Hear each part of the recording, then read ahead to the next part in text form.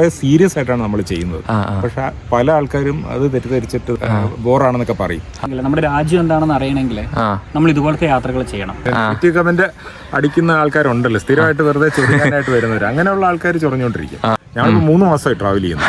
ഒരു വ്ളോഗ് ചെയ്യുന്ന ഒരാൾക്ക് വേണമെങ്കിൽ 1 മാസം കൊണ്ട് അരുണാചൽ വരെ പോയിട്ട് വരാം. നമ്മുടെ കിച്ചണായി. നമ്മൾ ഒരുപാട് ട്രൈബൽ ഊരുകളിലൊക്കെ പോകുന്നുണ്ട്. പക്ഷെ നമുക്ക് ഒരു കാര്യം അവിടെ മിസ് ചെയ്തിട്ടുണ്ട്. നമ്മുടെ വാഹനത്തിൽ എന്തൊക്കെയാണുള്ളതെന്നൊക്കെ അവരിങ്ങനെ നോട്ടം വെക്കും. ചിലപ്പോൾ രാത്രി വന്ന് ആക്രമിക്കാനുള്ള സാധ്യതയുണ്ട്. ഒന്ന് നക്സലൈറ്റുകളുടെ, ഒന്ന് സായുധ സേന വേണമെങ്കിൽ നമ്മളെ തടഞ്ഞു വയ്ക്കാവുന്ന ഇതുകൊണ്ട്. യാത്ര ചെയ്യുന്ന സമയത്ത് പരമാവധി പെട്രോൾ പമ്പുകളിലായിരിക്കും നമുക്ക് കുറച്ച് സേഫായിട്ട് കിടക്കാൻ പറ്റുക. ഇങ്ങനെ പോകുന്ന ആൾക്കാർ പെട്ടെന്നൊരു വനം കണ്ട് അതിനകത്തോട്ട് ചാടി ഇറങ്ങി പോകാനൊന്നും ശ്രമിക്കരുത്. അസ്സലാമു അലൈക്കും വറഹ്മത്തുള്ളാഹ്. നമ്മുടെ നാട്ടിൽ നിന്ന് ഏകദേശം 8000 കിലോമീറ്റർ കവർ ചെയ്തുകൊണ്ട് നമ്മുടെ ഇന്ന് തൊയ്ബ ഗാർഡനിൽ നമുക്ക് ഇന്നൊരു അതിഥികൾ എത്തിയിട്ടുണ്ട്. അവര് നാട്ടിൽ നിന്ന് വണ്ടി വിളിച്ചിട്ട് ഓൾ ഇന്ത്യ ട്രിപ്പിന്റെ ഇടയിലാണ് ഒരു വണ്ടി മുഴുവൻ സെറ്റ് ചെയ്തിട്ടാണ് ഇവിടെ വന്നിട്ടുള്ളത്. നിങ്ങൾക്ക് എല്ലാവർക്കും അറിയുന്ന വലിയ വ്ളോഗേഴ്സായ ബീബ്രോ സ്റ്റോറീസ് എന്ന യൂട്യൂബ് ചാനലിന്റെ ആളുകളാണ് നമ്മുടെ തൊയ്ബയിലേക്ക് എത്തിയിട്ടുള്ളത്. Welcome Taiba garden. ഇത് നമ്മുടെ വിപിൻ ചേട്ടൻ, പിന്നെ അനിൽ ചേട്ടന്. അപ്പോ എത്ര നാളായി നാട്ടിൽ നിന്ന് പോന്നിട്ട്? ഞങ്ങളിപ്പോൾ ഒരു 3 മാസമായി സ്റ്റാർട്ട് ചെയ്തിട്ട്. Okay okay. കേരളത്തിൽ നിന്ന് എങ്ങനെയാണ് റൂട്ട്? എങ്ങനെയായിരുന്നു? നമ്മള് കേരളത്തിൽ നിന്ന് തമിഴ്നാട്, കർണാടക, ആന്ധ്രാപ്രദേശ്, ഒഡീഷ, വെസ്റ്റ് ബംഗാൾ, ഇതിനിടയ്ക്ക് ജാർഖണ്ഡൊന്നും കയറിയായിരുന്നു. പക്ഷെ നമ്മളതൊന്നും വീഡിയോ ചെയ്തില്ല. വഴി പാസ് ചെയ്തിട്ട് നേരെ നമ്മൾ കൊൽക്കട്ടയ്ക്ക് വരികയാണ്. എങ്ങനെയാണ് ഇവിടെ എത്തിപ്പെട്ടത്? നമ്മുടെ തൊയ്ബ ഗാർഡനില് നിങ്ങളുടെ തന്നെ കൊൽക്കട്ടയിൽ ഒരു സ്ഥാപനം ഉണ്ടല്ലോ, അവിടെ വന്ന് ഈ തൊയ്ബയെ കുറിച്ച് കൂടുതലായിട്ട് അറിഞ്ഞു. ഇവർ ഇന്ന് രാവിലെ ഇവിടെ എത്തിയിട്ടുണ്ട്. ഇൻഷാ അല്ലാഹ് ഇന്ന് നമ്മുടെ പരിസരത്തുള്ള ഗ്രാമങ്ങളൊക്കെ ഇവരെ കൊണ്ട് കാണിക്കണം. നിങ്ങളെ എന്താണ് ചാനലിൽ തീരെ വരാത്ത ഗ്രാമങ്ങളായിരിക്കും നിങ്ങളെ കൊണ്ട് കാണിക്കുക. ഞാൻ ഉറപ്പ് തരാം. ഉൾഗ്രാമങ്ങളിലൂടെ ഒന്ന്. അതെ, മുന്നേ വെസ്റ്റ് ബംഗാളിൽ വന്നിട്ടുണ്ടോ? ഞാൻ വന്നിട്ടുണ്ട്, ഗ്രാമങ്ങൾ കുറച്ചൊക്കെ പോയിട്ടുണ്ട്. എനിക്ക് തോന്നുന്നു ഇപ്പൊ എന്റെ ചാനലിൽ അങ്ങനെ വന്നിട്ടില്ല, ഞാൻ വേറെ സുഹൃത്തിനൂടെ വന്നത്. നമ്മുടെ യാത്രയില് പരമാവധി ഗ്രാമക്കാഴ്ചകളാണ് ഉൾപ്പെടുത്തുന്നത്. നമ്മൾ ഒഡീഷയിലാണെങ്കിലും ഉൾഗ്രാമങ്ങളെ കുറിച്ച് നമ്മൾ ഒരുപാട് വീഡിയോസ് ചെയ്തു. വെസ്റ്റ് ബംഗാളിലാണെങ്കിലും വന്നു ഇവിടുത്തെ തനതായിട്ടുള്ള ഗ്രാമങ്ങൾ കാണണം, അതാണ് നമ്മുടെ ലക്ഷ്യം. അപ്പൊ നിങ്ങളത് ഹെൽപ്പ് ചെയ്യുമെന്നാണ് പറഞ്ഞിരിക്കുന്നത്. തീർച്ചയായും. ഞാൻ ഇവര് വന്ന ഉടനെ തന്നെ ഇവരെ ഒരു വീഡിയോ ഞാൻ മുന്നേ കണ്ടിരുന്നു. എന്തോ ഉറുമ്പുകൾ കാരണം ഉപേക്ഷിച്ച് പോയ ഒരു ഗ്രാമം. ആ ഗ്രാമത്തിന്റെ വീഡിയോ ഞാൻ മുന്നേ കണ്ടിരുന്നു. പിന്നെ ഇവരെ നേരിട്ട് കണ്ടപ്പോ ഞാൻ എവിടെയോ വെച്ച് കണ്ടിട്ടുണ്ടല്ലോ എന്നിങ്ങനെ ഇവരോട് പറഞ്ഞു പോയിട്ടുണ്ട്. അപ്പൊ പിന്നീട് ഞാൻ ചാനൽ സെർച്ച് ചെയ്ത സമയത്ത് ഇവരെ ചാനൽ മുഴുവൻ ഈ ഗ്രാമീണ കാഴ്ചകളാണ് അധികമായിട്ടുള്ളത്. അപ്പൊ ഞാൻ ഇവരോട് പറഞ്ഞ് കറക്റ്റ് സ്ഥലത്താണ് നിങ്ങൾ വന്നിട്ടുള്ളത്. നമ്മുടെ ബംഗാൾ ഗ്രാമങ്ങൾ എന്ന് പറയുമ്പോൾ വളരെ മനോഹരമായിട്ടുള്ള ഗ്രാമങ്ങളാണ് എന്നൊക്കെ ഇവരോട് പറഞ്ഞിട്ടുണ്ട്. അപ്പൊ ആ പ്രതീക്ഷയിലാണ് ഇവർ നിൽക്കുന്നത്. ഇൻഷാ അല്ലാഹ് നമ്മളെ ഗ്രാമങ്ങളൊക്കെ തീർച്ചയായും കാണിക്കും. അതുപോലെ തന്നെ നിങ്ങളുടെ യൂട്യൂബ് ചാനലിന്റെ എങ്ങനെയാണ് നിങ്ങൾ വീഡിയോന്റെ രൂപം? ഏത് രൂപത്തിലാണ് നിങ്ങൾ വ്ളോഗ് ചെയ്യുന്നത്? വ്ളോഗ് എന്ന് പറഞ്ഞാൽ നമ്മൾ സാധാരണ ഒരു ഡോക്യുമെന്ററി സ്റ്റൈൽ തന്നെയായിരിക്കും. അതായത് നമ്മൾ ഒരു ഗ്രാമത്തിൽ വന്നു കഴിഞ്ഞാൽ ആ ഗ്രാമത്തെ കുറിച്ച് പഠിച്ച് അവിടുത്തെ ആൾക്കാരെ കുറിച്ച് പഠിച്ച് അവരുടെ ജീവിത സാഹചര്യങ്ങളൊക്കെ മനസ്സിലാക്കിയിട്ടാണ് നമ്മൾ ഓരോ വീഡിയോസും ചെയ്യുന്നത്. പെട്ടെന്ന് വന്നിട്ട് ഒരു വീഡിയോ എടുത്തുന്ന പോകുന്ന ഒരു രീതിയല്ല. കുറച്ച് കാര്യങ്ങൾ ആധികാരികമായി പഠിച്ചിട്ട് അതിനെ കുറിച്ച് പറയുകയാണ് ചെയ്യുന്നത്. ഇപ്പൊ നിങ്ങളുടെ ഇവിടെ വന്ന് ഇപ്പൊ തൊയ്ബ എന്താണെന്ന് ആക്ച്വലി എനിക്ക് ആദ്യം നമ്മളിവിടെ വന്നു കഴിഞ്ഞപ്പോൾ മനസ്സിലായില്ല. ഇപ്പൊ തൊയ്ബയെ കുറിച്ച് കൂടുതലായിട്ട് അറിയാൻ ആഗ്രഹിച്ചു. അതിനെ കുറിച്ച് ഇപ്പൊ നമ്മൾ അറിഞ്ഞുകൊണ്ടിരിക്കുകയാണ്. ഇനി ഇവിടത്തെ നിങ്ങൾ കുറെ പ്രവർത്തനങ്ങൾ ചെയ്യുന്നുണ്ടെന്ന് പറഞ്ഞു. അതുമായിട്ട് ബന്ധപ്പെട്ട കാഴ്ചകൾ കാണണമെന്ന് ആഗ്രഹമുണ്ട്. ഇതൊക്കെയാണ് നമ്മുടെ യാത്ര എന്ന് പറയുന്നത്. അത് ശരി കേട്ടോ. ഇവരെ വീഡിയോ കണ്ട സമയത്ത് എനിക്കും തോന്നിയാണ്, ഒരു ഗ്രാമത്തിലേക്ക് പോകുമ്പോൾ ഒരു അക്കാഡമിക് രീതിയിൽ പഠിച്ചിറങ്ങിയതിനു ശേഷമാണ്. ഞാനൊക്കെ ഒറ്റ ടേക്ക് എടുക്കുന്ന വീഡിയോ ആണ് ഇത്. ചറവറാന്ന് പറഞ്ഞുകൊണ്ടിരിക്കുക. അങ്ങനെയൊന്നല്ലാതെ ഒരു ഗ്രാമത്തെ കുറിച്ച് ഇപ്പോൾ ഒരു ഹിസ്റ്റോറിക്കൽ പ്ലേസിലേക്ക് പോവുകയാണെങ്കിൽ അവിടുത്തെ കാര്യങ്ങൾ കറക്റ്റ് പഠിച്ചറിഞ്ഞതിന് ശേഷം മാത്രമാണ് ബീബ്രോ സ്റ്റോറീസ് അംഗങ്ങൾ പോകുന്നത്. പ്രധാനമായിട്ടും നമ്മുടെ സാറ് നമ്മുടെ കേരള യൂണിവേഴ്സിറ്റി റിട്ടയർ ചെയ്ത ആളാണ് എന്റെ. അതെ അതെ. അതിനിടയ്ക്ക് ഞാനൊരു കമന്റ് കണ്ട്, നിങ്ങളെ വീഡിയോ കാണുന്ന സമയത്ത് ഒരു ഹിസ്റ്ററി ക്ലാസ്സിൽ ഇരിക്കുന്ന പോലെയാണെന്ന്. സാർ നല്ല ഡീറ്റെയിൽ ആയിട്ട് എല്ലാ കാര്യങ്ങളും പറയുന്നുണ്ടായിരുന്നല്ലേ? സാർ എല്ലാ കാര്യങ്ങളും ഒന്നുകൂടെ ഒന്ന് പഠിച്ച്, ഇപ്പൊ ഞാൻ പറഞ്ഞല്ലോ കുറേ കാര്യങ്ങൾ നമ്മൾ പഠിച്ചിട്ടാണ് പറയുന്നത്. കാരണം ഇതിപ്പോ വീഡിയോ എടുത്തിട്ട് നമ്മൾ നാളെ പോയി അതങ്ങ് തീരുകയല്ല ചെയ്യുന്നത്. കുറച്ചുകൂടെ കഴിയുമ്പോഴത്തേനും കുറച്ച് കുട്ടികളൊക്കെ നമ്മൾ വീഡിയോസ് കാണും. അപ്പൊ ആ ഒരു സ്ഥലത്തെ കുറിച്ച് അവർക്കൊരു ഇൻഫർമേഷൻ ആണ്. ഒരിക്കലും ആ ഒരു സ്ഥലത്ത് വന്ന് ചില ആൾക്കാർക്ക് കാണാൻ പറ്റുന്ന വരില്ല. ഓക്കെ അപ്പൊ എന്താണ് ആ സ്ഥലം എന്ന് പിന്നീടൊന്ന് സെർച്ച് ചെയ്ത് നോക്കുമ്പോഴത്തേനും ആ ഒരു ഹിസ്റ്ററി അവർക്ക് മനസ്സിലാവും. ഇത് നമ്മുടെ വീഡിയോസ് വ്ളോഗ് പോലെ അല്ല. സാധാരണ ട്രാവൽ വ്ളോഗ് ഉണ്ടല്ലോ, ട്രാവൽ വ്ളോഗ് ചെയ്ത് പോകുന്ന പോലെ അല്ല നമ്മൾ വീഡിയോ ചെയ്യുന്നത്. പറഞ്ഞ പോലെ ഡോക്യുമെന്ററി സ്റ്റൈലിൽ തന്നെയാണ്. അപ്പൊ പലപ്പോഴും ആൾക്കാർ പറയും നമ്മുടെ ഡോക്യുമെന്ററി സ്റ്റൈലാണെന്നാണ്. ചിലർക്ക് അത് കുറച്ച് വിരസത തോന്നും. ശരിക്കും നമ്മളൊരു അക്കാഡമിക് രീതിയിൽ തന്നെയാണ് അത് ചെയ്യുന്നത്. ഉദാഹരണത്തിന് നമ്മളൊരു ട്രൈബിന്റെ അടുത്ത് പോയാല് ഈ ട്രൈബൽ ലൈഫ്, ട്രൈബൽ കൾച്ചർ, അവരുടെ ജീവിത രീതി, അവരുടെ ആചാരാനുഷ്ഠാനങ്ങള് എല്ലാം പോയിക്കൊണ്ടിരിക്കുകയാണ്. കാലപ്രവാഹത്തില് അതെല്ലാം ഇല്ലാതായിക്കൊണ്ടിരിക്കുകയാണ്. അപ്പൊ അത് ഏതെങ്കിലും ഒരു സ്ഥലത്ത് വെച്ചിട്ട് അത് ഡോക്യുമെന്റ് ചെയ്ത് വെച്ചില്ല എങ്കിൽ പിന്നെ ഒരു കാലത്ത് ഒരു തലമുറയ്ക്ക് അത് കാണാൻ കഴിയില്ല. അപ്പൊ നമ്മൾ ചെയ്യുന്നത് ആ രീതിയാണ്. ഉദാഹരണത്തിന് നമ്മൾ ഒരുപാട് ട്രൈബൽ ഊരുകളിലൊക്കെ പോകുന്നുണ്ട്. പക്ഷെ നമുക്ക് ഒരു കാര്യം അവിടെ മിസ് ചെയ്തിട്ടുണ്ട്. എന്താണെന്ന് വെച്ചാൽ ഈ ട്രൈബ്സിന്റെ ഡാൻസ്. എല്ലാ ട്രൈബൽ വിഭാഗങ്ങൾക്കും അവരുടെ ഒരു ഡാൻസ് ഉണ്ട്. പക്ഷെ ഇപ്പൊ ആ ഡാൻസ് ഒക്കെ പോയി ട്രൈബൽ ഡാൻസ് നിലവിൽ ഒരു ഊരുകളിലും ഇല്ല എന്നുള്ളതാണ്. അവരുടെ തനതായിട്ടുള്ള ട്രൈബൽ ഡാൻസ്. അല്ല, നിങ്ങൾ വന്ന സമയത്ത് അത് നിങ്ങൾക്ക് വേണ്ടി പ്രസന്റ് ചെയ്തില്ല എന്നല്ലേ ഉള്ളൂ? കുറച്ചൊക്കെ കിട്ടും, കുറച്ച് കിട്ടും. പക്ഷെ അവരുടെ ഇപ്പൊ ഉത്സവങ്ങൾക്കൊക്കെ ഇപ്പൊ സിനിമാറ്റിക് ഡാൻസ് ആണ് ഉള്ളത്. അപ്പൊ ഇത് നമ്മൾ ഒരു രീതിയിൽ ഡോക്യുമെന്റ് ചെയ്ത് വെച്ചില്ല എങ്കിൽ ഇനി വരുന്ന തലമുറയ്ക്ക് ഇങ്ങനെ ഒരു ട്രൈബ് ഉണ്ട്, ഇങ്ങനെ ഒരു ട്രൈബ് ഉണ്ടെന്നൊരു പക്ഷെ അറിയാം. പക്ഷെ അവർക്ക് അവരുടെ ആചാരങ്ങള്, അവരുടെ അനുഷ്ഠാനങ്ങള്, അവരുടെ നൃത്തങ്ങള് ഇതൊക്കെ ഇല്ലാതായി പോകും. അവരുടെ പുതിയ തലമുറ പോലും ഇതൊക്കെ മറന്നുപോയിട്ട് അവർ സിനിമാറ്റിക് ഡാൻസിലേക്ക് പോകും. അപ്പൊ നമ്മള് കുറച്ചുകൂടെയൊക്കെ ഒരു അക്കാഡമിക് പർപ്പസിൽ കുറെ സീരിയസ് ആയിട്ടാണ് നമ്മൾ ചെയ്യുന്നത്. പക്ഷെ പല ആൾക്കാരും അത് തെറ്റിദ്ധരിച്ചിട്ട് ബോറാണെന്നൊക്കെ പറയും. പക്ഷെ അത് മാത്രമല്ല, നമ്മുടെ ചാനൽ കാണുന്നത് കുറച്ചൊരു മച്യൂർ ഏജ് ഗ്രൂപ്പിൽപ്പെട്ട ആൾക്കാരാണ് നമ്മുടെ സാധാരണ കുട്ടികളല്ല കാണുന്നത്. അപ്പൊ വല്ലപ്പോഴും ഇതേപോലെ തെന്നിയും തെറിച്ചും ചിലപ്പോൾ ആൾക്കാർ യങ്ങായിട്ടുള്ള ആൾക്കാർ നമ്മുടെ ചാനൽ കാണാൻ വരുമ്പോ അവര് പറയും ഇത് വേണ ബോറാണ്. അത് ഒരുപക്ഷെ അവർക്ക് ബോറായിരിക്കും. ഞാൻ പറഞ്ഞ പോലെ അക്കാഡമിക് രീതിയിൽ ചെയ്യുന്നതുകൊണ്ടും ഡോക്യുമെന്ററി സ്റ്റൈലിൽ ചെയ്യുന്നതുകൊണ്ടും അങ്ങനെ അവർക്ക് ബോറായിട്ട് തോന്നും. ഈ 2 ലക്ഷത്തിലധികം സബ്സ്ക്രൈബേഴ്സ് ഉള്ള ഒരു ചാനലാണ് ബീബ്രോ സ്റ്റോറീസ് എന്ന് പറയുമ്പോൾ അവരൊക്കെ ഇതൊക്കെ കണ്ടിട്ട് തന്നെയാണല്ലോ സബ്സ്ക്രൈബ് ചെയ്തിട്ടുണ്ടാവുക. അപ്പൊ ഇവര് പറഞ്ഞു വരുന്നത് ആ രീതിയിൽ തന്നെയാണ് ഇനിയും തുടർന്ന് പോകുന്നത്. വ്ളോഗുകൾ നമ്മൾ ചെയ്യും. ഒരു ഇന്ത്യയെ കുറിച്ച് കൂടുതലായിട്ട് അറിയണമെങ്കിൽ, നമ്മുടെ രാജ്യം എന്താണെന്ന് അറിയണമെങ്കിൽ നമ്മൾ ഇതുപോലത്തെ യാത്രകൾ ചെയ്യണം. നമുക്ക് ഒരു വ്ളോഗ് ആർക്കും ചെയ്യാം, ഹൈവേയിലൂടെ ഒക്കെ യാത്ര ചെയ്ത് ഒരുപാട് കാഴ്ചകൾ കാണാം. പക്ഷെ നമ്മളൊരു ഉൾഗ്രാമത്തിൽ പോയിട്ട് ഇപ്പൊ നിങ്ങളുടെ ഇവിടെ വന്നു, ഇവിടുത്തെ രീതികൾ നമുക്കറിയില്ല. നിങ്ങൾ വർഷങ്ങളായിട്ട് ഇവിടെ ജോലി ചെയ്യുന്ന ആൾക്കാരാണ്. ഒരു ഗ്രാമം എന്താണെന്ന് നിങ്ങൾക്ക് കറക്റ്റ് ആയിട്ട് അറിയാം. ആ ഗ്രാമത്തെ കുറിച്ച് നിങ്ങൾക്ക് പറഞ്ഞു തരാൻ പറ്റും. അപ്പൊ നമ്മളത് മറ്റുള്ളവരിലേക്ക് എത്തിക്കുകയാണ്. നാട്ടിൽ നടക്കുന്ന കാര്യങ്ങളൊക്കെ അറിയണ്ടേ, രാജ്യത്ത് നടക്കുന്ന കാര്യങ്ങൾ. അപ്പൊ നിങ്ങളെ വീഡിയോ കാണുന്ന ഒരു കാഴ്ച കണ്ടു പോവാന്ന് മാത്രല്ല, അതിൽ ഒരുപാട് അറിവുകൾ കൂടി ലഭിക്കുന്നുണ്ട്. നമ്മൾ പ്ലാൻ ചെയ്തിട്ടാണ് നമ്മുടെ പോലെ ഒരു യാത്ര. നമ്മുടെ യാത്രയുടെ പേര് തന്നെ ഇന്ത്യ ഇൻസൈറ്റ് എന്നാണ്. ഇന്ത്യ ഇൻസൈറ്റിന്റെ ചാപ്റ്റർ 1 ആണ് ഈ യാത്ര. ചാപ്റ്റർ 1 ഞങ്ങൾ ഇവിടെ എത്തിയിരിക്കുന്ന ഈ യാത്ര. അത് സാധാരണ ഒരു വ്ളോഗ് ചെയ്യുന്ന ഒരു ചാനൽ അല്ലെങ്കിൽ വ്ളോഗ് ചെയ്യുന്ന ഒരാള് ഒരുപക്ഷെ ഈ വ്ളോഗിങ് തുടങ്ങിയിട്ട് ഇത് അവസാനിപ്പിച്ച് കഴിഞ്ഞിട്ടുണ്ടാവും. ഞാൻ 3 മാസമായി ട്രാവൽ ചെയ്യുന്നു. ഒരു വ്ളോഗ് ചെയ്യുന്ന ഒരാൾക്ക് വേണമെങ്കിൽ 1 മാസം കൊണ്ട് അരുണാചൽ വരെ പോയിട്ട് വരാം. നമ്മള് ഇവിടെ എത്തിയപ്പോ തന്നെ 8000-ഓളം കിലോമീറ്റർ നമ്മൾ പിന്നിട്ട് കഴിഞ്ഞു. അതിന്റെ അർത്ഥം എന്ന് പറഞ്ഞാൽ നമ്മൾ ഹൈവേയിലൂടെ മാത്രമല്ല സഞ്ചരിച്ചിരിക്കുന്നത്. നമ്മൾ ഹൈവേ വിട്ട് വളരെ ഉൾപ്രദേശങ്ങളിലും വനപ്രദേശങ്ങളിലും കാട് ഒക്കെ പോയിട്ടാണ് നമ്മൾ ഇവിടെ എത്തിയിരിക്കുന്നത്. ഏടിപ്പിടിച്ചുള്ള യാത്രകൾ. ഇപ്പം ഒരു ഉദാഹരണം പറഞ്ഞു കഴിഞ്ഞാൽ ഒരു ബോണ്ട ട്രൈബ് എന്ന് പറയുന്നത് അത് ഒഡീഷയിൽ ഒരേ ഒരു സ്ഥലത്ത് മാത്രമാണ് അവർ താമസിക്കുന്നത്. അതെടുക്കാൻ വേണ്ടി മാത്രം ഞങ്ങൾ 400 കിലോമീറ്ററോളം പോയി. ആരെങ്കിലും പോകും അതെടുക്കാനായിട്ട്? 400 കിലോമീറ്റർ ചെയ്ത് വേണ്ടി. അത് മല ഏരിയയിലൂടെ കയറി. അത് ഭയങ്കര റിസ്ക് ആയിട്ടുള്ള ഒരു ഏരിയ ആണ്. ഒന്നാമത് അവിടെ ഭയങ്കര നെക്സൽ ആക്ടിവിറ്റീസ് കൂടുതലുള്ള ഏരിയ ആണ്. അപ്പൊ അവിടെ അതുകൊണ്ട് തന്നെ സായുധ സേനകളുടെ ഒരുപാട് ബന്ദോബസ്തൊക്കെ ഉള്ള ഒരു ഏരിയ ആണ്. അപ്പൊ അതിലൂടെയൊക്കെ സഞ്ചരിക്കണമെങ്കിൽ നമുക്ക് 2 രീതിയിൽ നമുക്ക് ഈ പ്രശ്നങ്ങൾ ഉണ്ടാകാൻ സാധ്യതയുണ്ട്. ഒന്ന് നക്സലൈറ്റുകളുടെ, ഒന്ന് സായുധ സേന വേണമെങ്കിൽ നമ്മളെ തടഞ്ഞു വയ്ക്കാവുന്ന ഇതുകൊണ്ട്. അപ്പൊ ഇങ്ങനെയുള്ള ഇതിനെയൊക്കെ നമ്മൾ തരണം ചെയ്തിട്ടാണ് നമ്മൾ ഇവിടെയൊക്കെ പോയി വീഡിയോ എടുത്തിട്ടുള്ളത്. നമ്മൾ വിചാരിക്കും ഇവർക്ക് സുഖമല്ല, യൂട്യൂബിൽ ഇട്ടാലേ അങ്ങനെ റവന്യൂ കിട്ടും എന്നുള്ളതാണ്. പക്ഷെ സത്യത്തിൽ ഇത്ര 400 കിലോമീറ്റർ അല്ലേ, 400 കിലോമീറ്റർ ആ ഗ്രാമത്തിലേക്ക് തേടി പോയിട്ടുണ്ടെങ്കിൽ അതൊക്കെ ഒരു പാഷന്റെ പുറത്ത് മാത്രം സംഭവിക്കുന്നതാണ്. വെറും യൂട്യൂബിൽ വീഡിയോ ഇടുക എന്നുള്ള ലക്ഷ്യത്തിൽ മാത്രമായിരിക്കില്ല. അതൊന്നും ഞാൻ പറഞ്ഞില്ലേ, എന്ത് എളുപ്പമാണ്. നമുക്ക് നേരെ ഇപ്പം ഒരു മാസം കൊണ്ട് എല്ലാം വേഗം കറങ്ങി വരാൻ പറ്റും. അല്ലെങ്കിൽ തന്നെ ഇപ്പം നമ്മൾ 8000 കിലോമീറ്റർ സഞ്ചരിക്കേണ്ട ആവശ്യമില്ല. ഇപ്പൊ ബംഗാൾ വരെ എത്തുന്നതിന് അത്രയും കിലോമീറ്റേഴ്സ് ഒന്നും ഇല്ല.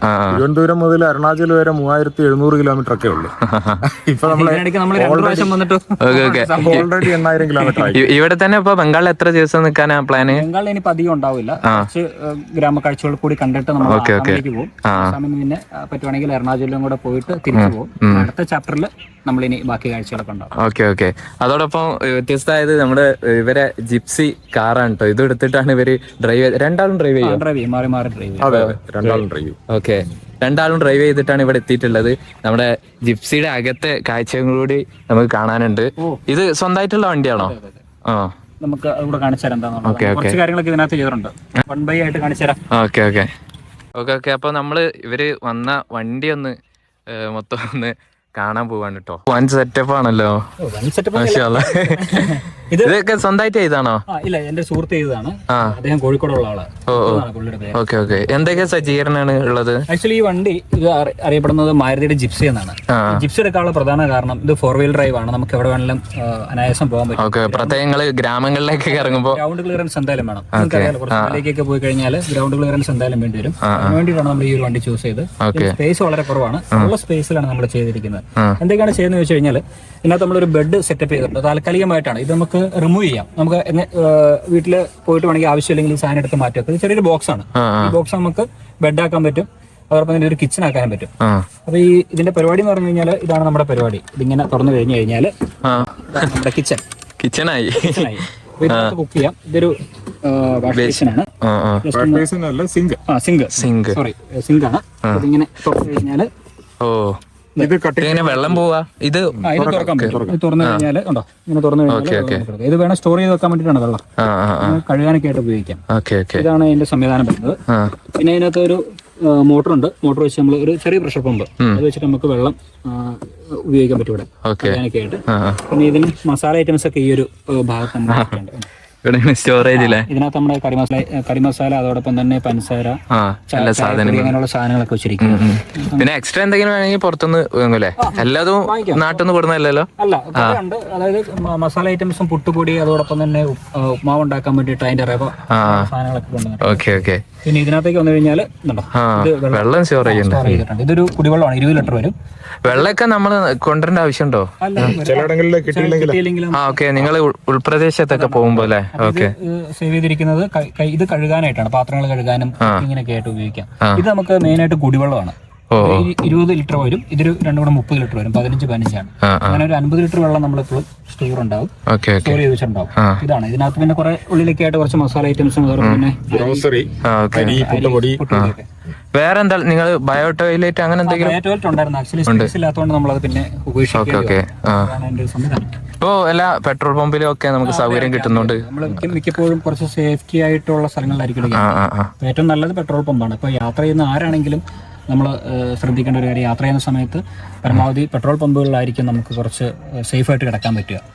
ആരെങ്കിലൊക്കെ യാത്ര ചെയ്യുന്നുണ്ട് അവർക്ക് ഉപകാരപ്രദമായിട്ട് CCTV ക്യാമറകളുണ്ട്. 24 hours പെട്രോൾ പമ്പ് ഉള്ളത് നോക്കിയിട്ട് വേണം കിടക്കാനായിട്ട്. രാത്രിയാകുമ്പോൾ അടച്ചിട്ട് പോകുന്നത് വേണ്ട. എല്ലാ പെട്രോൾ പമ്പിലും അങ്ങനെ ചോദിക്കണം. ജസ്റ്റ് ഞങ്ങൾ ഇവിടെ കിടന്നോട്ട് നിൽക്കുമ്പോൾ കുറെ ആൾക്കാർ ചോദിക്കാറുണ്ട്, ഫീ ഒക്കെ വാങ്ങിക്കാറുണ്ട്. അങ്ങനെയൊന്നും ചെയ്യാറില്ല. നമുക്ക് ഒരു ചോദ്യത്തിൽ അവർ പറയും നിങ്ങൾ എവിടെയെങ്കിലും. അല്ല, പെട്രോൾ പമ്പ് അല്ലാതെ പുറത്ത് ഏതെങ്കിലും സ്ഥലത്ത് ഒരു ഒഴിഞ്ഞ ഭാഗത്ത് കിടക്കുന്നു. കാരണം നിങ്ങൾക്ക് അറിയാം, നോർത്ത് ഈസ്റ്റിലൊക്കെ ഒരുപാട് ബുദ്ധിമുട്ടുള്ള സ്ഥലങ്ങളുണ്ട്. എല്ലാവരും നല്ല ആൾക്കാരാകണം നിർബന്ധമില്ലല്ലോ. അവര് ചിലപ്പോൾ നമ്മള് പെട്ടെന്ന് നമ്പർ നോക്കുമ്പോൾ KL രജിസ്ട്രേഷൻ ആണ്, നമ്മുടെ വാഹനത്തിൽ എന്തൊക്കെയാണുള്ളതെന്നൊക്കെ അവരിങ്ങനെ നോട്ടം വെക്കും. ചിലപ്പോൾ രാത്രി വന്ന് ആക്രമിക്കാനുള്ള സാധ്യതയുണ്ട്, സാധനങ്ങൾ അവർക്ക് എടുത്തുകൊണ്ട് പോകാനുള്ള സാധ്യതയുണ്ട്. അപ്പൊ അതിനൊക്കെ നല്ലത് എപ്പോഴും സേഫ് ആയിട്ടുള്ള പെട്രോൾ പമ്പ് തന്നെയാണ്. പിന്നെ നമുക്ക് ഒന്ന് ടോയ്ലറ്റിൽ പോകണം തോന്നിയാലും പോകാം. അപ്പൊ അവരോട് ചോദിച്ചിട്ട് കഴിഞ്ഞാൽ അവര് സമ്മതിക്കും. ഈ വണ്ടിക്ക് വേറൊരു പ്രത്യേകതയാണ്, ഇതിന്റെ 2 ഫ്യൂലാണുള്ളത്. രണ്ട് ഫ്യൂൽ, പെട്രോളും ഉണ്ട്, CNG ഉണ്ട്. രണ്ടും ഉണ്ടല്ലേ? ഇതിനാന്ന് വെച്ചാൽ കാരണം പെട്രോളിന്റെ ഈ വണ്ടിക്ക് 8 മുതൽ 10 വരെയാണ് മൈലേജ് കിട്ടുക. അപ്പൊ CNG ആണെങ്കിൽ നമുക്ക് ഒരു 20 മുതൽ 22 വരെ ഈ വണ്ടിക്ക് ഇപ്പൊ നിലവിൽ മൈലേജ് കിട്ടുന്നുണ്ട്. നമ്മളിപ്പോ നാട്ടിൽ നിന്ന് പോകുന്നിട്ട് 8000 കിലോമീറ്റർ ആയെന്ന് പറഞ്ഞല്ലോ. ഏകദേശം ഒരു 6000 കിലോമീറ്ററോളം CNGയിലാണ് നമ്മൾ ഓടിച്ചിരിക്കുന്നത്. ഒരു 2000 കിലോമീറ്റർ മാത്രമാണ്, അതായത് ഉൾപ്രദേശങ്ങളിലൂടെ പോയപ്പോൾ മാത്രമാണ് നമുക്ക് CNG കിട്ടാതെ ഓടിക്കേണ്ട ആവശ്യം വന്നത്. ഒരു ഫ്യൂവൽ ആയിട്ട് വരുമ്പോഴത്തേനും അതിൽ നിന്നും പിന്നെ CNGക്ക് വില കുറവാണ്. 1 കിലോ CNGക്ക് 88 രൂപയാണ് നമ്മുടെ നാട്ടില്, കേരളത്തില്. പല സ്ഥലങ്ങളിലും ആ ടാക്സിന്റെ വ്യത്യാസം അനുസരിച്ചിട്ട് പല റേറ്റ് ആണുള്ളത്. പക്ഷെ കേരളത്തില് 88 റുപ്പീസാണ്. അപ്പൊ അതുകൊണ്ട് 88 റുപ്പീസിന് 1 കിലോ അടിച്ചു കഴിഞ്ഞാൽ നമുക്ക് ഓൾമോസ്റ്റ് ഒരു 22 കിലോമീറ്റർ ഓടാൻ പറ്റും. അതേസമയം പെട്രോളിൽ 10 കിലോമീറ്റർ മാത്രമേ ഓടാൻ പറ്റൂ. ഈ CNG ഇത് വേറെ എക്സ്ട്രാ ചെയ്തതാണോ? എക്സ്ട്രാ ചെയ്തതാണ്. പിന്നെ ടേബിൾ ഉണ്ട്, പിന്നെ 2 ചെയർസ് ഉണ്ട്, പിന്നെ 2 സ്റ്റൂളുണ്ട്, ഫാൻ ഉണ്ട് നമുക്ക് കിടക്കാനായിട്ട്. സമയങ്ങൾ അങ്ങനെ ഉപയോഗിക്കാം. ഇതെന്താ? ഇത് ടേബിളും പിന്നെ നമുക്ക് ഭക്ഷണം കഴിക്കാൻ നേരത്തെ അങ്ങനെയുള്ള കുറച്ച് കാര്യങ്ങൾ. പിന്നെ ബാഗ് ഒക്കെ ഇവിടെ വെക്കും. ഉള്ളിൽ ഇപ്പൊ ഇരിക്കുന്ന സെപ്പറേറ്റ് സീറ്റ് ഉണ്ട്, അതിങ്ങനെ ഫോൾഡ് ചെയ്ത് കഴിഞ്ഞാൽ ഇത് പുറത്താവും, നമുക്ക് കിടക്കാൻ പറ്റും. ഇപ്പൊ നാട്ടിലേക്ക് വന്നു കഴിയുമ്പോഴത്തേനും ഞാൻ പറഞ്ഞല്ലോ, സിമ്പിൾ ആണ്. ഇവിടെ ഒരു ലോക്കാണ്, ലോക്ക് മാറ്റി കഴിഞ്ഞാൽ ഈ ബോക്സും കൂരി വീട്ടിലേക്ക് വെക്കാം. പിന്നെ അവിടെ അത്രയും ഭാഗം ഫ്രീ ആയിട്ട് കിടക്കും. നമ്മുടെ നാട്ടിൽ ശരിക്കും ഇത് വെച്ച് ഉപയോഗിച്ച് നടക്കാൻ പാടില്ല എന്നുള്ളതാണല്ലോ. നമ്മൾ യാത്ര ചെയ്യുമ്പോൾ തന്നെ ഇത് ഊരി മാറ്റും. ഇത് ഇങ്ങനെ സെറ്റ് ചെയ്യാൻ കുറെ കഷ്ടപ്പെട്ടിട്ടുണ്ടോ? ഊരി എടുക്കുന്ന രീതിയിൽ സെറ്റ് ചെയ്യാൻ കുറച്ച് പാടായിരുന്നു. അങ്ങനെ ചെയ്യണമെന്ന് പറഞ്ഞുകൊണ്ട്, കാരണം നമ്മൾ ഇതൊരു ആവശ്യം കഴിഞ്ഞാൽ പിന്നെ നമ്മൾ വണ്ടി ഫ്രീ ആക്കാം, നാട്ടിൽ ഉപയോഗിക്കാൻ പറ്റില്ല. അതുകൊണ്ട് നമ്മൾ വീട്ടിലേക്ക് ചെല്ലുമ്പോൾ തന്നെ ഒരു ബോക്സ് മാറ്റി അങ്ങ് വെക്കും. അങ്ങനെ കുറച്ച് ബുദ്ധിമുട്ടിട്ടുണ്ട് ഇത് പണിയെടുക്കാൻ വേണ്ടിയിട്ട്. അങ്ങനെയൊക്കെയാണ് കാര്യങ്ങൾ. മുൻവശത്തും കാണിക്കാം. ഓക്കെ, അപ്പൊ നമുക്ക് ഫ്രണ്ടിലെ ക്യാബിനും കൂടി ഒന്ന് കാണാം. ഇവിടെ ഒരുപാട് സജ്ജീകരണം ഉണ്ടല്ലോ. അതിനകത്ത് നമ്മൾ CCTV ക്യാമറ പോലെയുള്ള, അതായത് CCTV എന്ന് പറഞ്ഞു കഴിഞ്ഞാൽ പോകുന്ന സമയത്ത് അത് CCTV എന്നാണ് പറയാം. കാരണം അങ്ങനെ ഒരു സജ്ജീകരണത്തെ നമ്മൾ ചെയ്തേക്കുന്നത് 24 hours. അത് മറ്റേ ഇതാണോ ഗോപ്ര പോലത്തെ? അല്ല, ഇത് ഡാഷ് ക്യാം എന്ന് പറയുന്നത്. പക്ഷെ എല്ലാവരും വണ്ടി ഓഫ് ചെയ്തുമ്പോഴത്തേനും അത് കട്ടാവും. നമ്മൾ പക്ഷെ ഇതിനകത്ത് 24 hours ഒരു CCTV പോലെ പ്രവർത്തിച്ചോണ്ടിരിക്കും. വണ്ടി ഓഫ് ആണെങ്കിലും അത് പ്രവർത്തിച്ചോണ്ടിരിക്കും. നമ്മളിപ്പോ കിടക്കുന്നകത്താണല്ലോ, എന്തെങ്കിലും പ്രശ്നം ഉണ്ടെങ്കിൽ നമുക്ക് അറിയാൻ പറ്റും. പിന്നെ അടുത്തെന്ന് പറഞ്ഞു കഴിഞ്ഞാൽ നമ്മള് സിസ്റ്റം ചെയ്തിട്ടുണ്ട്. പിന്നെ ഇത് 4 wheel ഡ്രൈവ് ആണ്. അപ്പൊ ഈ 4 wheelന് വേണ്ടിയിട്ടുള്ള ഒരു ഗിയർ ആണ്. ഇതൊരു കുട്ടി ലിവർ എന്ന് പറയും. ജീപ്പിനൊക്കെ വരുന്നതാണ്, ജിപ്സിക്കും ജീപ്പിനൊക്കെ 4 wheel വാഹനങ്ങൾക്കെല്ലാം വരുന്നതാണ്. പിന്നെ നമ്മൾ സീറ്റൊക്കെ ചെയ്തു, അതോടൊപ്പം തന്നെ ഇത് മാറ്റുകളൊക്കെ ചെയ്തു, കുറച്ച് അകത്തൊക്കെ കുറെ വർക്കുകളൊക്കെ ചെയ്തു. അപ്പൊ ഇങ്ങനത്തെ വണ്ടികൾക്ക് എന്തെങ്കിലും പ്രത്യേക പെർമിറ്റ് എന്തെങ്കിലും ആവശ്യമുണ്ടോ നമ്മൾ യാത്ര ചെയ്യുന്നത്? വേണ്ടല്ലേ? ഗ്രൗണ്ട് ക്ലിയറൻസ് ഉള്ളതാണ് മെയിൻ ആയിട്ട് നമ്മുടെ ഈ ഒരു യാത്രയുടെ ലക്ഷ്യം. ഉള്ള വണ്ടി വേണം എന്നുള്ളതാണ്. അതുകൊണ്ടാണ് ഈ ഒരു വാഹനം എടുത്തത്. മിലിറ്ററിക്കാർ ഏറ്റവും കൂടുതൽ ഉപയോഗിക്കുന്നത് ഈ ഒരു വാഹനമാണ്. അതിന് പ്രധാന കാരണം എന്താണെന്ന് വെച്ചാൽ, ഇപ്പൊ നമ്മളിപ്പോൾ സിക്കിമിനോ അല്ലെങ്കിൽ ഹിമാചലിലൊക്കെ പോയി കഴിഞ്ഞാൽ തണുപ്പുള്ള സ്ഥലങ്ങളിൽ ഡീസൽ വണ്ടിയേക്കാൾ ഏറ്റവും നല്ലത് പെട്രോൾ വാഹനമാണ്. അപ്പൊ അതുകൊണ്ടാണ് മിലിറ്ററിക്കാർ ഏറ്റവും കൂടുതൽ ഈ വാഹനം ഉപയോഗിക്കുന്നത്. പിന്നെ വേറൊരു ഇതിന്റെ ഒരു അഡ്വാൻറ്റേജ് എന്താണെന്ന് ചോദിച്ചു കഴിഞ്ഞാൽ, ചെറിയ വഴി, വളരെ ചെറിയ വഴി, അല്ലെങ്കിൽ ഗല്ലിക്കകത്തൂടെ ഒക്കെ ഈ വണ്ടി പോകാൻ പറ്റും. ചെറിയൊരു സ്പേസ് മതി വാഹനത്തിന് പോകാൻ. വലിയൊരു വാഹനമായി കഴിഞ്ഞാൽ നമ്മള് പാർക്ക് ചെയ്യാനാണെങ്കിലും ഉള്ളിലൂടെ കയറ്റിക്കൊണ്ട് പോകാനൊക്കെയാണെങ്കിൽ ബുദ്ധിമുട്ടായിരിക്കും. പക്ഷെ ഈ ഒരു വാഹനം ആ ഒരു കാര്യത്തിലൊക്കെ ഉപകാരപ്രദമാണ്. ഇപ്പം നിങ്ങള് പോയിട്ടില്ല, നമ്മുടെ ഡാർജിലിംഗ് ഒക്കെ വഴി കണ്ടിട്ടില്ലേ? വളരെ ചെറിയ വഴിയല്ലേ, വാഹനങ്ങൾ അവിടെ കൂടെ ഒക്കെ നമുക്ക് ഇത് ഉപയോഗിക്കാൻ പറ്റും. അതാണ് ഈ മിലിറ്ററിക്കാരൊക്കെ ഈ ഒരു വാഹനം വരുന്ന സമയത്ത് ടയറിനോ അങ്ങനെ എന്തെങ്കിലും പണി കിട്ടിയിട്ടുണ്ടോ? പഞ്ചറായിട്ടുണ്ട്, നമുക്ക് പെട്ടെന്ന് എയർ പോകത്തില്ല. പഞ്ചർ ഷോപ്പ് വരെ ഓടിച്ചു പോകാവുന്ന, അല്ലാതെ വണ്ടി ആക്ച്വലി നമ്മുടെ യാത്ര 8000 കിലോമീറ്റർ ഓടിയിട്ടും വണ്ടി ഇതുവരെ ചതിച്ചിട്ടില്ല. അതുപോലെ തന്നെ നമ്മൾ ഈ യാത്ര തുടങ്ങിയതിനു ശേഷം നമുക്ക് യാതൊരുവിധ പ്രതിസന്ധികളും ഉണ്ടായിട്ടില്ല. നമുക്കെല്ലാം വളരെ കംഫർട്ടബിളി ആണ് നമ്മൾ ട്രാവൽ ചെയ്യുന്നത്. പ്രത്യേകിച്ച് നിങ്ങളെ പോലെയുള്ള ആൾക്കാരുടെ ആതിഥ്യം സ്വീകരിച്ച് വരുന്നുണ്ട്. നമുക്ക് കിടക്കാനും ആഹാരം വരെ കിട്ടുന്നുണ്ട്. നമുക്ക് വളരെ ഹോംലി ഫീലിംഗ് അവിടെയാണ് നമ്മൾ യാത്ര. മടുപ്പില്ല എന്നാണ് അതിനർത്ഥം. നമ്മൾ ശരിക്കും മലയാളികളൊക്കെ ആയിട്ട് സംസാരിച്ച് ഇങ്ങനെ പോകുമ്പോൾ രസമാണല്ലോ, അവരുടെ അനുഭവങ്ങളും സാഹചര്യങ്ങളൊക്കെ മനസ്സിലാക്കുക. വേറൊരു പ്രധാനമായിട്ട് ഒരു കാര്യം ചോദിച്ചാൽ, നിങ്ങൾ ഈ ഗ്രാമങ്ങളുടെ അകത്തേക്കൊക്കെ പോകുമ്പോ എങ്ങനെയാണ് അതിന് പ്രത്യേക പെർമിഷൻ ഒക്കെ ആണോ? അത് നേരത്തെ എങ്ങനെയാണ് അവർക്ക് കണക്ട് ആവുന്നത്? അല്ലെങ്കിൽ തദ്ദേശികളായിട്ടുള്ള ആൾക്കാരുണ്ടെങ്കിൽ മാത്രമേ നമുക്ക് പോകാൻ പറ്റുള്ളൂ. ഇപ്പൊ നിങ്ങൾ ഇവിടെ ഉള്ളത് കൊണ്ട് നമുക്ക് നിങ്ങളുടെ കൂടെ ആ ഗ്രാമങ്ങളിലേക്ക് പോകാൻ പറ്റും. ഞങ്ങൾ ഒറ്റയ്ക്ക് പോയി കഴിഞ്ഞാൽ അവരാരും നമ്മളെ വെൽക്കമിങ് ആയിരിക്കില്ല. ശരിയല്ലേ? അങ്ങനെ എന്തെങ്കിലും ഗ്രാമത്തിൽ കയറണമെങ്കിൽ പെർമിഷൻ കാര്യങ്ങളും ഉണ്ടോ? കാടുകളിലേക്കൊക്കെ പോകണമെങ്കിൽ, വനത്തിനുള്ളിലൊക്കെ ട്രൈബൽ വില്ലേജിലൊക്കെ പോകണമെങ്കിൽ ചില സമയത്ത് പെർമിഷൻ എടുക്കുന്നത്. അല്ലെങ്കിൽ ലോക്കൽ സഹായങ്ങൾ തേടും, അല്ലെങ്കിൽ DFO ഓഫീസ് വഴി നമ്മൾ ബന്ധപ്പെട്ട് അങ്ങനെയൊക്കെയാണ് സാധാരണ ചെയ്യുന്നത്. ആർക്കും പെർമിഷൻ ഒക്കെ കിട്ടുമോ? അങ്ങനെ എല്ലായിടത്തും കിട്ടില്ല. നമ്മളിങ്ങനെ നമ്മളൊരു ഡേറ്റ എൻട്രി ഒക്കെ അവിടെ കൊടുക്കണം. എന്തൊക്കെയാണ് നമ്മൾ ചെയ്യുന്നത്, അവർക്കൊരു ഡേറ്റ വേണം. വെറുതെ പോയിട്ടൊരു വ്ളോഗ് എന്നൊക്കെ പറഞ്ഞാൽ അവർ സമ്മതിക്കില്ല. അപ്പൊ നമ്മുടെ കാര്യങ്ങൾ പറയും, കുട്ടികൾക്ക് വേണ്ടിയിട്ടുള്ള ഒരു അക്കാഡമിക് പർപ്പസിനോട് ഉദ്ദേശിച്ചിട്ടാണ്. ചാനൽ നോക്കിയിട്ട് വെരിഫൈ ചെയ്തിട്ട് അവർ നമ്മളെ. മാത്രമല്ല, ഈ നമ്മുടെ വന നിയമങ്ങൾ പ്രകാരം ഈ വനത്തിനകത്തോട്ട് ട്രസ്പാസ് ചെയ്യാൻ പാടില്ല. അത് കുറ്റകരമാണ്. പെർമിഷൻ ഇല്ലാതെ വനത്തിനകത്ത് കയറുക എന്ന് പറഞ്ഞാൽ, ട്രസ്പാസിംഗ് എന്ന് പറഞ്ഞാൽ അത് പണിഷബിൾ ആണ്. അപ്പൊ അതുകൊണ്ട് ഇങ്ങനെ പോകുന്ന ആൾക്കാർ പെട്ടെന്ന് ഒരു വനം കണ്ട് അതിനകത്തോട്ട് ചാടി ഇറങ്ങി പോകാനൊന്നും ശ്രമിക്കരുത്. അവര് പെർമിഷനൊക്കെ എടുത്തിട്ട് വേണം പോകാൻ. അപ്പം ഞങ്ങൾ ഈ ട്രൈബൽ ഹാംലെറ്റിലൊക്കെ പോകുമ്പോൾ നമ്മൾ ഒന്ന് ലോക്കൽ കോണ്ടാക്ട്സ് വഴി ചിലപ്പോൾ പോകും, അല്ലെങ്കിൽ അതിന്റെ പെർമിഷനൊക്കെ എടുത്തിട്ട് വേണം പോകാനായിട്ട്, അല്ലെങ്കിൽ പണി കിട്ടും. അപ്പോ ഇവരെ സ്റ്റോറീസ് ഒക്കെ കേട്ടപ്പോ സത്യത്തിൽ ഇൻസ്പയർ ആയിട്ടുണ്ട് ഇന്ത്യ മൊത്തം യാത്ര ചെയ്യാനുള്ള.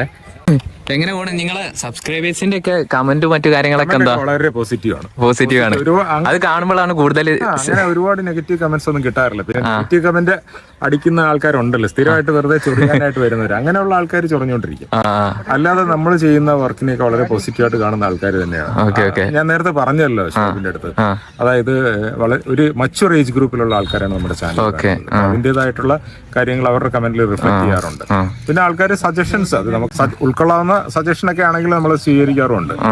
അതുപോലെ തന്നെ ഇവരുടെ യാത്രക്ക് ഇന്ത്യ ഇൻസൈറ്റ് ചാപ്റ്റർ 1 എല്ലാവിധ ആശംസകളും നേരെയാണ്. ഇതിന്റെ ചാപ്റ്റർ 2 ഉടനെ ഉണ്ടാവുമോ? ഉടനെ ഇല്ല, കുറച്ച് 6 മാസം എന്തായാലും കഴിയും. ഓക്കെ. ഇനി ബംഗാൾ കഴിഞ്ഞിട്ട് നേരെ ആസാമിലേക്ക് പോയിട്ട് വീണ്ടും പിന്നെ നാട്ടിലേക്ക് തിരിക്കാം. അതുപോലെ തന്നെ ഷുഹൈബ് ചെമ്പ്ര ചാനലിന് ഞങ്ങളുടെ എല്ലാവിധ ആശംസകളും. ഉഷാറായിട്ട് കാര്യങ്ങളൊക്കെ. ഓക്കെ. എന്തായാലും നിങ്ങളുടെ ഗ്രാമങ്ങളിലൂടെയൊക്കെ കണ്ടിട്ട് ഞങ്ങള് താമസിക്കാതെ ഇവിടുന്ന് മടങ്ങുന്നതായിരിക്കും. ഗ്രാമം മുഴുവൻ നമ്മൾ കാണിച്ചു കൊടുത്തിട്ടേ ഇവിടുന്ന് വിടുന്നുള്ളൂ. അപ്പോ മറ്റൊരു വീഡിയോയുമായിട്ട് വേറൊരു സമയത്ത് കാണാം. ബൈ. അസ്സലാമു അലൈക്കും.